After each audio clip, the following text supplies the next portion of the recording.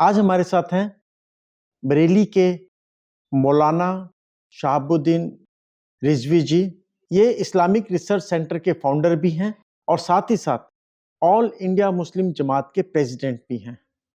आज हम रिजवी जी से पूछेंगे कि हिंदुस्तान में मुस्लिम्स के कौन कौन से सेक्ट्स हैं, बरेलवी मुस्लिम्स क्या होते हैं, देवबंदी मुस्लिम्स क्या होते हैं, अहमदिया मुस्लिम्स क्या होते हैं, इनके बीच में अंतर क्या है और क्या बेसिक चीज इनको अलग करती है या इकट्ठा करती है। सर, आपका इंडिया हार्ट्स में बहुत बहुत स्वागत है।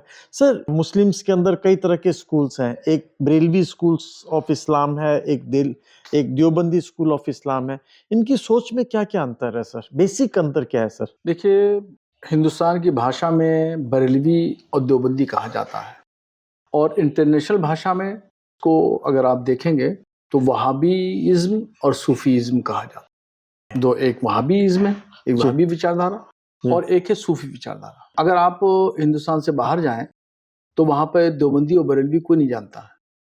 वहाँ सिर्फ आपको जानते हैं या वहाबी या सूफी। ओके। और हमारे बर्र-ए-सग़ीर जैसे भारत, नेपाल, बांग्लादेश, अफगानिस्तान, पाकिस्तान, ये जो हमारा जो ये इलाका है, ये खित्ता है, तो इस खित्ते में अगर आप जाएंगे तो यहाँ उर्जी, सूफी और वहाबी दो शब्दों को यहाँ पर देवबंदी और बरेलवी कहा जाता है। दरअसल एक विचारधारा सहारनपुर जिला के कस्बा देवबंद से उभरी, उसकी निस्बत से लोग उसको देवबंदी कहने लगे, और एक विचारधारा जो उत्तर प्रदेश के शहर बरेली शरीफ से उभरी, उसको बरेलवी विचारधारा कहने लगे। जो पूरे हिंदुस्तान में और पूरे बर्र-ए-सग़ीर में तमाम नेपाल, बांग्लादेश, पाकिस्तान, अफगानिस्तान, हिंदुस्तान, इन तमाम जगहों पे जो सबसे ज़्यादा जो आबादी है, वो सबसे ज़्यादा आबादी बहुसंख्यक तादाद में बरेलवी को है, जिनको हम सुन्नी सूफी बरेलवी मुसलमान कहते हैं। लगभग 30% आबादी, जिसमें जिनको वहाबी कहते हैं, उसमें देवबंदी, जमात इस्लामी, अहले हदीस और शिया और राफ़ज़ी भी हैं। ये 30% की आबादी है इस पूरे खित्ते में। बहुसंख्यक बरेलवी हैं और अल्पसंख्यक देवबंदी है। आला हजरत इमाम अहमद रज़ा फ़ाज़िल बरेलवी रहमतुल्लाह ताला अलैह बरेली में पैदा हुए और बरेली में ही उन्होंने दीन की खिदमत की, जिनको असलन हम लोग बरेलवी नहीं बल्कि हम लोग अहले सुन्नत व जमात कहलाना पसंद करते हैं। बरेलवी नाम तो जो हमारे मुखालफीन हैं उन्होंने नाम रख दिया बरेलवी।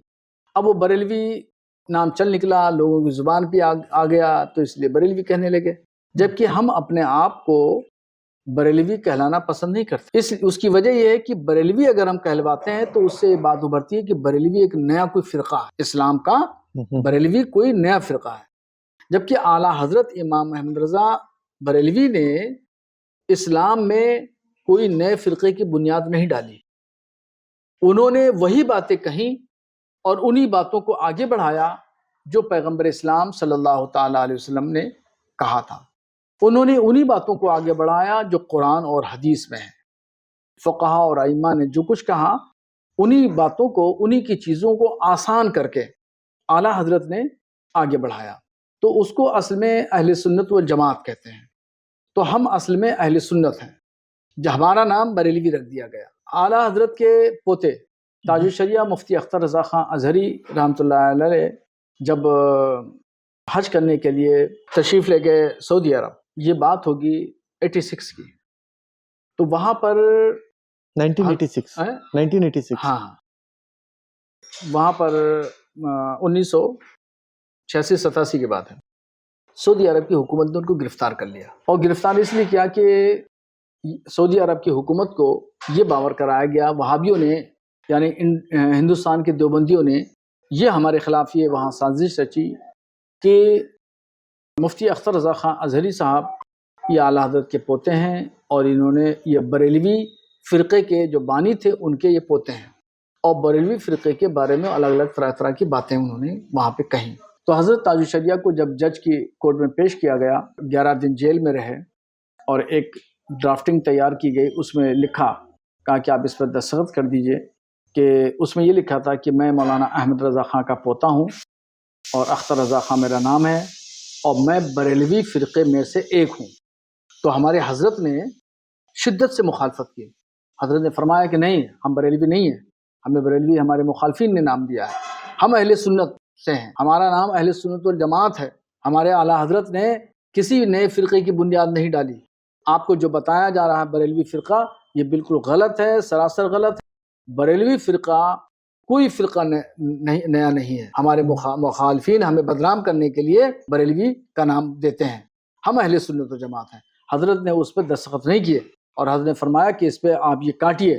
جب جج نے اس کو کاٹا اور جب کاٹ دیا اس لائن کو، تب حضرت نے دستخط کہ اعلیٰ حضرت نے کسی نئے مذہب کی یا نئے فرقے کی بنیاد نہیں ڈالی. اعلیٰ حضرت نے وہی کام کیا جو ہمارے بزرگوں نے کیا تھا. پیغمبر اسلام صلی اللہ علیہ وسلم کی حدیثوں کو آگے بڑھایا. صحابہ کرام، تابعین، تبع تابعین، اہل بیت اطہار، ائمہ، فقہا، محدثین جو اکابرین ہیں،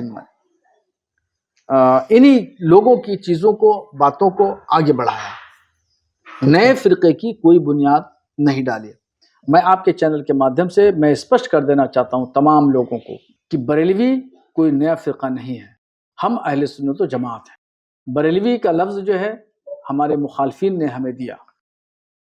اور اب دیوبندی بات بتاؤں میں. آپ نے پوچھا کہ بریلوی میں اور دیوبندیوں میں فرق کیا ہے. جی دیکھیے، ایک ہے سینٹر پوائنٹ ہے وہابیزم. وہابیزم کی شاخائیں ہیں. ٹھیک ہے.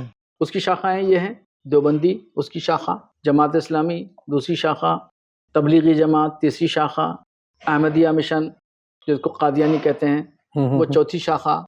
اسی طریقے سے یہ سب اپنے سینٹر پوائنٹ سے، اپنے جو کیندر پوائنٹ ہے، مرکزی کردار، مرکزی سوچ اور فکر، وہ ہے وہابیزم. اس وہابیزم کے پرچار پرسار کے لیے یہ سب الگ الگ جو ہے سنگٹھن ہیں، الگ الگ تنظیمیں ہیں، الگ الگ نام ہیں. اصل سینٹر پوائنٹ جو ہے وہ وہابیزم ہے.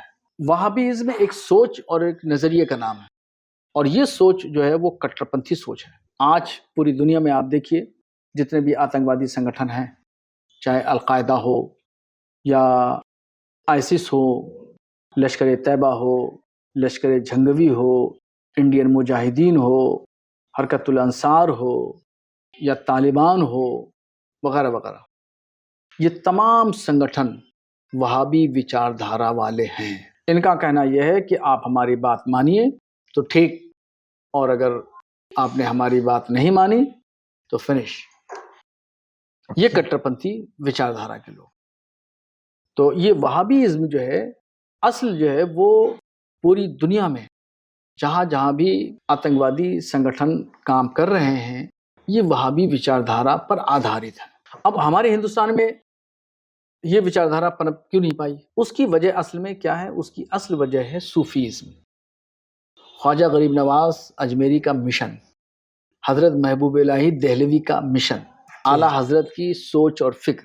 تو ان صوفیوں کی وجہ سے بھارت میں آتنکواد نہیں پنپ پایا. اور میں دعوے سے کہتا ہوں کہ بھوش میں 500 سال تک بھی بھارت میں آتنکواد نہیں پنپ پائے گا. چونکہ صوفیوں کی جو درگاہیں ہیں، صوفیوں کے جو آستانے ہیں، وہاں پر ہندو اور مسلمانوں کا جماوڑا ہوتا ہے. بالکل. اور یہ صوفیوں نے دونوں لوگوں کو جوڑ رکھا ہے. ہندوؤں کو ایک طرف جوڑا ہے اور دوسرے مسلمانوں کو جوڑ رکھا ہے. اور وہ پریم، بھائی چارہ، محبت کا پیغام دیتے ہیں. امن و شانتی کے ساتھ مل جل کر کے رہنا سکھاتے ہیں. وہ ٹکراؤ کرنا نہیں سکھاتے. ہمارے درگاہوں سے، آستانوں سے جو پیغام جاتا ہے، اور صوفیوں نے اپنی زندگی میں جو پیغام دیا، آپ نے دیکھا، آپ نے تاریخ میں پڑھا ہوگا کہ ان کے دسترخوان پہ ایک طرف ہندو بیٹھا ہے، دوسری طرف مسلمان بیٹھا ہے. ان کا کوئی تمیز فرق نہیں ہوتا کہ نا یہ ہندو ہے، اس کو دسترخوان سے ہٹا دو، الگ بٹھاؤ. وہ گلے لگاتے تھے. یہ تمام صوفیاء اکرام جتنے بھی جن کی درگاہیں ہیں، کل بھی وہ گلے لگاتے تھے ہندو اور مسلمانوں کو، پچھڑوں کو، غریبوں کو، اتیاچاروں کو، مظلوموں کو. اور آج بھی ان کے آستانے سے ان کو سبھی طبقے کے لوگوں کو فیض ملتا ہے. اور یہ وہابی وچاردھارا کے جو لوگ ہیں، دیوبندی، جماعت اسلامی، اہل حدیث، احمدیہ، یہ سب جو ہے ان صوفیاء کرام کے خلاف رہتے، نہیں مانتے ہیں. ان کو کہتے ہیں کہ یہ مر کے مٹی میں مل گئے یا ہمارے جیسے تھے. یہ فرق ہے. اور ہندو اور مسلمان جو سنی مسلمان ہیں وہ ان کو مہاپرش مانتے ہیں، کہ صوفی مانتے ہیں، संत मानते हैं। यही वजह है कि हमारे हिंदुस्तान में आतंकवाद कभी पनप नहीं पाया और न पनप पाएगा, जबकि आतंकवाद की वजह से पाकिस्तान बर्बाद हो गया, अफगानिस्तान बर्बाद हो गया। बांग्लादेश की आज जो सूरत हाल है आप देख रहे हैं, बिल्कुल बहुत बुरा हाल है। ये क्या है? ये कट्टरपंथी विचारधारा के लोगों ने किया, जमात इस्लामी और पाकिस्तान की जो खुफिया एजेंसी है ISI, और इसमें एक वहाँ की स्टूडेंट्स जमात है तलबा तहरीक, वो इन सब के ऊपर अमेरिका ने इनको जो है वो फंडिंग की सरपरस्ती हवा दिया, मिसयूज किया रादर। और इनको उभार करके एक जो सूफी विचारधारा की लेडी थी शेख हसीना का तख्ता इसीलिए पलटा गया, उग्र इसीलिए वहां पे उत्पाद मचाया गया ताकि एक कट्टरपंथी विचारधारा की हुकूमत बांग्लादेश में नाफिज हो जाए। मोहम्मद यूनुस की शक्ल में एक कट्टरपंथी हुकूमत आ चुकी है। आपने देखा होगा शेख हसीना के दौर में शायद 3 टर्म्स उनका रहा, 3 वजीर आजम रही बांग्लादेश की। पूरे देश में कहीं कोई खलफशान नहीं था, कोई अत्याचार नहीं, हिंदू भी सुकून से रहते थे और मुसलमान भी सुकून से रहते थे, और बांग्लादेश की इकोनॉमिक्स, उसकी माशी इक्तिसादी तरक्की हो रही थी, आगे बढ़ रहा था। पाकिस्तान के इंडियन इकोनॉमी से भी उनका GDP इंडियन से भी ज्यादा हो चुका था जी, मतलब पर कैपिटा इनकम जो था। और वो सूफी विचारधारा की खातून है। ये सब कट्टरपंथियों को नहीं भाता रहा। कट्टरपंथी और ISI, अमेरिका, इन सब लोगों के गठजोड़ ने अफगानिस्तान को बर्बाद कर दिया, शेख हसीना की गवर्नमेंट का तख्ता पलट दिया और उनको वहां से भागना पड़ा। अब जब तक कट्टरपंथी हुकूमत रहेगी, मोहम्मद यूनुस की जब तक हुकूमत रहेगी, वहां बांग्लादेश को सुकून नहीं होने वाला है, वहां पे ये अमन शांति नहीं होने वाली है। अभी आपने देखा वहां पे इस्कान के मंदिरों पर हमले किए गए, जो बेचारे हिंदू घर में रह रहे थे, उनका कोई मतलब नहीं एजिटेशन में, उनके घरों में आग लगा दी गई। दुर्गा की पिंडालों में, पूजा की पिंडालों में भी आग लगा दी गई। शेख हसीना के दौर में कभी ऐसा कुछ नहीं हुआ। मोहम्मद यूनुस कट्टरपंथी हुकूमतों के आलय कार बने हुए, खिलौना बन के काम कर रहा है। ये जो बरेलवी अहले सुन्नत के जो लोग हैं, ये कभी किसी आतंकवादी गतिविधियों में नहीं लिप्त पाए गए अभी तक। जितने भी बरेलवी हैं, सूफी विचारधारा के लोग हैं, ये हमेशा आतंकवाद के खिलाफ रहे हैं। आतंकवाद दरअसल एक बीमारी है, और आतंकवाद के जो सोच और फिक्र है, आतंकवादी संगठन यानी कट्टरपंथी विचारधारा के लोग जो हैं वो प्रयोजित करते हैं, प्रमोट करते हैं लोगों को दबाव बनाने के लिए, अपने विचारों को मनवाने के लिए। और बरेलवी विचारधारा जो है वो सूफी विचारधारा है, वो किसी पे दबाव नहीं बनाती, किसी से टकराव की बात नहीं करती। आला हजरत ने हमेशा सबसे प्यार, मोहब्बत, अमन, शांति, भाईचारे के साथ में रहने का सिखाया। आला हजरत ने अपनी किताब में लिखा कि हिंदुस्तान दारुस्सलाम है, भारत सलामती का घर है, सलामती वाला देश है। और आला हजरत ने यहाँ लिखा कि हिंदुस्तान में जिहाद जायज़ नहीं। इससे बड़ी बात और क्या हो सकती? कितनी बड़ी फिक्र आला हजरत ने दी, अमन शांति की, सलामती की, प्यार मोहब्बत भाईचारे की, जो है वो कितनी बड़ी तहरीर लिख करके वो चले गए। हम लोग उन्हीं की तालीमात पर, उनकी शिक्षा पर अमल करते हैं और लोगों को एक साथ जोड़ने की बात करते हैं। कट्टरपंथी विचारधारा के खिलाफ हम बराबर मुहिम चलाते हैं। इसका मतलब जो आपने बताया कि 80% लोग अगर बरेलवी इंडिया में विचारधारा को नहीं मानते तो शायद इंडिया भी अफगानिस्तान या फिर ISIS के जो देश है उस तरह से आतंकवाद की राह में चला जाता। पर सर कश्मीर के अंदर ज़्यादातर कहते हैं सूफी विचारधारा काफ़ी पनपती थी, उसको कैसे बर्बाद किया गया, उसको कैसे चेंज करके आतंकवाद के उससे जोड़ा? बात आपकी बिल्कुल दुरुस्त है। वहाँ सबसे पहले इस्लाम हज़रत शेख हमदानी रहमतुल्लाह ताला अलैह के ज़रिए आया, और वो एक सूफ़ी बुज़ुर्ग थे, और भी सूफ़ियों की वहाँ बड़ी बड़ी खानकाहें हैं, दरगाहें हैं, आस्थानें हैं। मगर अफसोस के बाद ये कहना पड़ता है कि वहाँ सूफियों के आस्थाने तो ज़रूर हैं, मगर वहाँ पर वक्फ बोर्ड के ज़रिए जो कब्ज़ा है वो सब वहाबी विचारधारा के लोगों का कब्ज़ा है। दरगाह के बगल में जो मस्जिद है, दरगाह पे कंट्रोल है, दरगाह की उस मस्जिद का जो इमाम है वो भी वहाबी विचारधारा का है। हजरत बल की बात कर रहे हैं? हाँ, सारी दरगाहों, 99% दरगाहों की बात कर रहा हूँ पूरे जम्मू कश्मीर में। ओह, पूरे 99% दरगाहों की बात कर रहा हूँ कि वहाँ صوفیوں کے مراکز ہیں، سب ادارے ہیں، درگاہیں ہیں، خانقاہیں ہیں، بے شک تمام چیزیں ہیں، مگر زیادہ تر عمل دخل وہابی وچار دھارا کے لوگوں کا ہے۔ وہاں پر جو مسجد اب ملے گی تو مسجد کا جو امام ہے وہ آپ کو زیادہ تر وہابی ملے گا۔ ہزاروں کی تعداد میں لوگ نماز پڑھنے کے لیے آتے ہیں، سب صوفی ہیں وچار دھارا کے اعتبار سے۔ وہ امام جو ہے ہلکے ہلکے سلو پوائزن دے کر کے ان سب کو جو ہے وہابی بنا دیتا ہے۔ اور ایک تو وجہ یہ ہے، دوسری وجہ وہاں آتنکواد ہے، چونکہ آتنکوادی سنگٹھن جتنے بھی ہیں وہ سب وہابی وچار دھارا کے، ان کے ڈر اور خوف کی وجہ سے صوفی وچار دھارا کے لوگ سامنے نہیں آ پاتے۔ ہر شخص کو اپنی جان پیاری ہوتی۔ ان دو وجوہات کی بنیاد پر جموں کشمیر کو کٹر پنتھی وچار دھارا کے لوگوں نے برباد کر دیا، قبضہ کر کے برباد کر لیا، اکسانے بھڑکانے کا یہ سب کام کرتے رہے۔ لگ بھگ 10 سالوں میں کشمیر میں کافی بدلاؤ آیا ہے۔ جو پہلے ہر روز خبریں سنائی دیتی تھیں، یہاں پتھرا ہو گیا، یہاں یہ ہو گیا، وہ ہو گیا، یہاں آتنکوادی حملہ ہو گیا، مگر اب اس طرح کی خبریں جو ہیں وہ کم سنائی دیتی ہیں۔ ہلکے ہلکے کشمیر جو ہے وہ ترقی پر ہے، اور ابھی وہاں کشمیر میں، جموں میں سب جگہ پہ روڈ، کھڑنجے، نالوں کا بھی کافی کام ہوا ہے، پل بہت سارے بنے ہیں، کافی ڈیولپمنٹ کے کام ہوئے ہیں۔ تو میں سمجھتا ہوں کہ ہلکے ہلکے کشمیر میں کافی تیزی سے بدلاؤ آ رہا ہے۔ اس کا مطلب کہ پہلے اگر کشمیر میں ٹیررزم آیا تو اس کا ایک کارن تھا وہاں کے مسجدوں میں واہزم کی سوچ والوں کا قبضہ کرنا، جو کہ آپ نے کہا دھیرے دھیرے کر کے ان کے برین کو پوائزن کر کے، سلو پوائزننگ کر کے ان کو کٹر پنتھی کی طرف لے کر کے گئے۔ اور ادھر بھی آپ کا ایسا ہی ہے، جو بھی جتنے بھی ٹیررسٹ گروپ بنے وہ زیادہ تر دیوبند کی وچار دھارا والے لوگ ہیں۔ سر اب آتے ہیں سیاست پہ۔ سیاست پہ کس کا زیادہ قبضہ ہے، یا سیاست میں جو ہمارے نیتا ہیں وہ بریلوی وچار دھارا والے کتنے ہیں یا کتنے کم ہیں، اور واہزم وچار دھارا والے لوگ کتنے ہیں؟ سر بڑا زبردست سوال آپ نے کیا ہے، اور یہ پوری ہماری جماعت کو یعنی بریلویوں کو جھنجھوڑنے والا ہے یہ سوال آپ کا۔ اور میں کم سے کم آپ کے اس سوال پر 2 سال سے غور و فکر کر رہا ہوں۔ 2 سال سے برابر میں ادھین کر رہا ہوں، مطالعہ کر رہا ہوں، اپنے بڑوں سے، بزرگوں سے بات کرتا ہوں اسی ٹاپک پر، کہ 1947 کے بعد بریلویوں کا زوال شروع ہو۔ زوال مطلب پستی، ان کو سائیڈ لائن۔ اوکے، ٹھیک ہے۔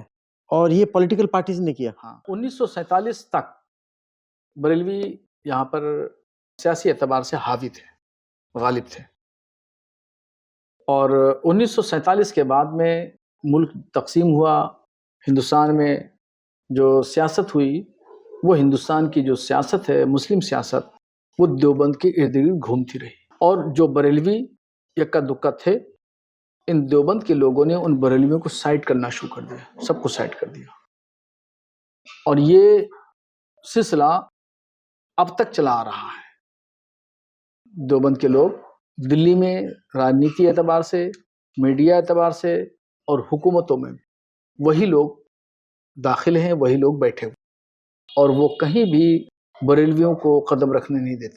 اگر ہم لوگ دلی میں کوئی جلسہ کرنا چاہیں، رام لیلا گراؤنڈ دلی میں ہم کوئی پروگرام کرنا چاہیں، تو یہی دیوبندی لوگ ہمارے آڑے آتے ہیں۔ ہم نے 2015 میں رام لیلا گراؤنڈ میں ایک پروگرام کرانے کا منصوبہ بنایا، ایک کانفرنس کرانی تھی، تو 2 مہینہ تک ہم جوجھ گئے، اس کی پرمیشن نہیں لے پائے۔ پر وہ تو پولیس نے دینی تھی سر۔ ہاں، پولیس نے، دریا گنج کا ڈی سی پی ہمیں بلاتا تھا، 2 گھنٹہ بٹھاتا تھا، پھر اس بعد میں ٹہلا کے واپس کر دیتا تھا، کہتا تھا یہ فلانی کی آپتی آئی ہے، دھماکی کی آپتی آئی ہے، اس طرح کی باتیں کرتا تھا۔ ٹھیک، وہ آپتی کن کی تھی؟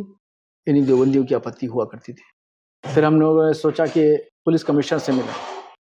پولیس کمشنر بسی صاحب، ہاں، بھیم سنگھ بسی ان دنوں ہوا بی ایس بسی، معلوم ہے سر، اور Deepak Mishra senior commissioner law and order ہوا کرتے تھے۔ بسی صاحب نے بلایا، 2 گھنٹے بٹھایا، پھر بغیر ملے چلے گئے، پھر بلایا، 2 گھنٹہ بٹھایا، پھر بغیر ملے چلے گئے۔ ہم لوگ ٹوٹ چکے تھے۔ ہم لوگ دریا گنج میں جامع مسجد کے علاقوں میں پوسٹر لگاتے تھے، رات میں پوسٹر ہمارے پھاڑ دیے جاتے تھے، ہمارے پوسٹر پھاڑ دیے جاتے۔ 2 مہینہ تک جوجھتے رہے، اور 2 مہینہ تک جوجھنے کے بعد میں ایک دن تمام علماء کی میٹنگ کی ہم لوگوں نے، اور وہ سوچا کہ پروگرام کینسل کر دیں، نہیں کریں گے پروگرام، اب یہاں پہ دیوبندی لوگ پروگرام کرنے نہیں دینا چاہتے ہیں، بریلویوں کو چھوڑ دو، رہنے دو، ہمیں لڑائی نہیں لڑنا ہے۔ تمام لوگوں کی 25-30 علماء تھے. اس کے بعد میں نے ان سے کہا نہیں چلیے ایک بار ایک بڑی کسی اتھارٹی سے بات کرتے ہیں. ایسے کیسے ہو سکتا ہے کہ بھارت میں جو ہے بریلویوں کو رام لیلا گراؤنڈ میں پرمیشن نہ ملے. پولیس جو ہے وہ کوئی دیوبندی وچار دھارا کی تو نہیں ہے بالکل، مگر مکمل طریقے سے پولیس اور ادھیکاریوں پر جو ہے وہ دیوبندیوں کا غلبہ تھا. ایک طرف پولیس میں کمپلینٹ کی جاتی تھی ان کو پرمیشن نہ دی جائے، دوسری طرف رات میں ہمارے پوسٹر پھاڑ دیے جاتے تھے. خیر میں نے بغیر جان پہچان کے اجیت ڈوال صاحب کو ہم نے فون کیا. NSA جو تھا. ہاں NSA صاحب کو ہم نے فون کیا. ہاں. ہم نے کہا سر ان کے آپریٹر نے بات کی، بولے کس سلسلے میں ملنا چاہتے ہیں. تو میں نے بتایا کہ رام لیلا گراؤنڈ میں ہم لوگ ایک کانفرنس کرانا چاہتے ہیں، بریلی سے میں آیا ہوں اور ہماری پرمیشن پولیس نہیں دے رہی ہے تو سفارش کروانا. بولے ٹھیک ہے شام کو 4 بجے آ جائیے. ہم 4 بجے پہنچ گئے. خیر وہ انہوں نے پولیس کمشنر کو بلا کے بٹھا لیا تھا. خیر ہم جب پہنچے ملے، ہم نے مجھے تو نہیں معلوم تھا 4 لوگ بیٹھے ہوئے تھے اور مجھے نہیں معلوم اس میں کون پولیس کمشنر ہے. ہم اپلیکیشن لے کے گئے تھے. ہم نے NSA صاحب سے گزارش کی کہ سر ہم بریلی کے رہنے والے ہیں اور صوفی وچار دھارا کے ہیں اور رام لیلا گراؤنڈ میں کانفرنس کرانا چاہتے ہیں اور پولیس کمشنر دلی DCP دریا گنج یہ 2 گھنٹہ ہمیں بٹھاتے ہیں اور 2 گھنٹہ بٹھانے کے بعد میں ہم سے بات نہیں کرتے، اتنا کہہ دیتے ہیں کہ آپتی آئی ہے ہم کیسے پرمیشن دے دیں اور چلے جاتے ہیں. کیا آپ کے راج میں ایسے ہی ہوگا؟ ہم لوگ جلسہ نہ کر سکیں؟ صرف کیا دلی پہ دیوبندیوں کا ہی راج چلے گا؟ ہم 1947 سے اپنے ظلم جھیل رہے ہیں، ہمیں حاشیے پہ کر دیا گیا، ہم سیاست سے دور ہو گئے، ہمیں میڈیا سے دور کر دیا گیا، ہم حکومت سے بھی دور ہو گئے. اب تھوڑی سی ہم کوشش کر رہے ہیں تو کیا نہ کریں؟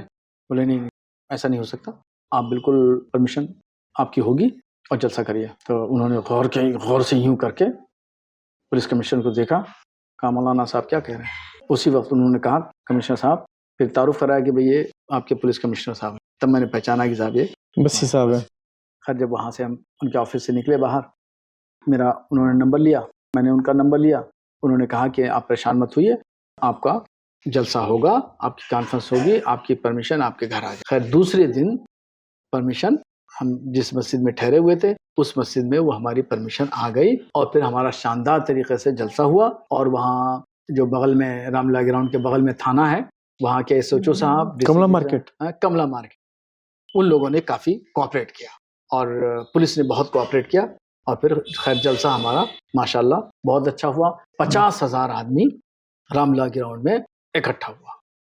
50,000. ہاں تو اس سے اندازہ لگایا کہ ہم نے کہ دلی میں ہماری بہت اکثریت ہے، کافی بڑی تعداد میں دلی میں لوگ رہتے ہیں. جب جلسے میں 50,000 لوگ آئے، وہ بھی بارش ہونے لگی تھی، بارش میں 50,000 آدمی اکٹھا ہوا تو اس کا مطلب یہاں پر آبادی ہماری بڑی تعداد میں ہے. 1947 سے لے کر کے اب تک بریلوی حاشیے سیاست میں، سماج میں، میڈیا میں، حکومت میں، یہ پورا ہمارا جو سیکٹ اس بات کو محسوس کرتا ہے. ہمارے علماء، مشائخ، دانشور، بدھی جیوی جتنے بھی ہیں اس بات کو محسوس کرتے ہیں کہ سیاست سے دور رہنے کی وجہ سے بریلویوں کو بہت نقصانات اٹھانے اور آج بھی ہمیں نقصان اٹھانا پڑ رہا ہے. سیاست میں عمل دخل نہ ہو پانے کی وجہ سے ہماری بڑی بڑی مسجدیں چھین لی گئیں، بڑی بڑی عیدگاہیں چھین لی گئیں، دیوبندیوں نے قبضے کر لیے گئے. اور آج بھی اگر ہم قدم رکھتے ہیں کہیں دلی میں یا کچھ ہم میٹنگ فٹنگ کرنا کچھ چاہتے ہیں تو آج بھی ہمارے ساتھ میں یہی ہوتا ہے، دیوبندی پھر ایکٹیو ہو جاتے. مگر اب چونکہ کچھ حالات تبدیل ہوئے ہیں، سیاسی گورنمنٹ چینج ہوئی ہے، اس وجہ سے اب وہ اس طرح کا کام وہ لوگ نہیں کر پاتے ہیں، ہمیں زیر نہیں کر پاتے ہیں. ہم لوگ اپنا کام، اپنے میٹنگ ویٹنگ یا میڈیا پریس کانفرنس وغیرہ جلسہ ولسہ آرام سے کر لیتے ہیں. رضوی جی، یہ جو 40 50 یا 75 سالوں کے اندر جو ہوا بریلویز کے ساتھ، اس سے کیول بریلویز کا نقصان نہیں ہوا، پورے دیش کا نقصان ہوا. صاحب آپ نے کہا زیادہ تر اگرواد اگر پنپ رہا ہے تو اسی وچار دھارا سے پنپ رہا ہے جو کہ آپ کی بھی مخالفت کر رہے ہیں. اگر وہ وچار دھارا ختم ہوگی اور سیاسی نیتا بھی اسی وچار دھارا کے ہیں، اگر بریلوی وچار دھارا کے سیاسی نیتا بنیں گے تو سرٹنلی کہیں نہ کہیں جو ہمارا پرپز ہے کمیونٹی کنیکٹنگ کمیونٹیز، دونوں جو کمیونٹیز ہیں ان کو کافی حد تک ہم جوڑ پائیں گے اور ہو سکتا ہے جو ہماری وچار دھارا ہے گنگا جمنی تہذیب اس پہ ہم 2 قدم اور آگے چل پائیں گے. آپ نے اگر سیاست میں قدم بڑھانا ہے تو آپ کس طرح سے اپنے آپ کو سیاستی لیول پہ اسٹرانگ کریں گے؟ 80% آپ نے کہا کہ بریلویز ہے، اسٹرانگ کیسے کریں گے؟ روڈ میپ ہے آپ کے پاس؟ ہمارے علماء کی خواہش ہے اور منصوبہ بھی رکھتے ہیں، پلاننگ بھی ہے، سیاست میں عمل دخل ہونا چاہیے، اور سیاست میں آگے بڑھنے سے کچھ سماج کا بھی بھلا ہوگا اور ہمارے دیش کا بھی بھلا ہوگا۔ جو صوفیزم ہے، بریلوی وچاردھارا، اس کو مضبوطی ملے گی، اور ہماری گنگا جمنی تہذیب، ہندو مسلم بھائی چارہ، اس کو بھی مضبوطی ملے گی۔ مگر آج بھی جو حکومتیں ہیں، خاص طور پر سینٹرل کی بی جے پی حکومت اور اسٹیٹ کی بی جے پی حکومت، ابھی بھی دیوبندیوں کے چنگل میں ہے، اور وہ صوفی وچاردھارا کو نہیں سمجھ پا رہی ہے۔ اگر ہم پردھان منتری سے یا گرہ منتری سے یا چیف منسٹر سے اگر ٹائم مانگتے ہیں، ٹائم ملنے کے لیے ہمیں بہت ٹائم لگتا ہے، اور اگر مولانا محمود مدنی، مولانا ارشد مدنی اگر ٹائم مانگتے ہیں تو ان کو 24 گھنٹے کے اندر ٹائم مل جاتا ہے۔ ابھی بھی سینٹرل کی بی جے پی حکومت اور اسٹیٹ کی یوگی آدتیہ ناتھ کی حکومت ابھی بھی صوفیزم وچاردھارا کو نہیں صحیح سمجھ پا رہی ہے، اور ابھی بھی وہ دیوبندیوں کے ہی چنگل میں ہے۔ وقف بورڈ میں جتنے بھی آج سے لے کر پیچھے تک جتنے بھی چیئرمین بنے، ممبر بنے، جو بھی رہے، وہ سب دیوبندی رہے۔ آج بھی جو وقف بورڈوں میں جو قبضہ ہے وہ دیوبندیوں کا ہی قبضہ ہے، وہ بھی آج بھی دیوبندیوں کا ہی عمل دخل ہے، جبکہ ہونا یہ چاہیے تھا کہ اگر گورنمنٹ چاہتی ہے دیش کے لیے، بھائی چارے کے لیے اچھے سے اچھا کام کریں، تو ان کو چاہیے کہ بریلوی صوفی وچاردھارا کے جو لوگ ہیں کو شرکت کریں، سیاست میں حصے داری بنائیں، ان کو ذمہ داریاں دیں۔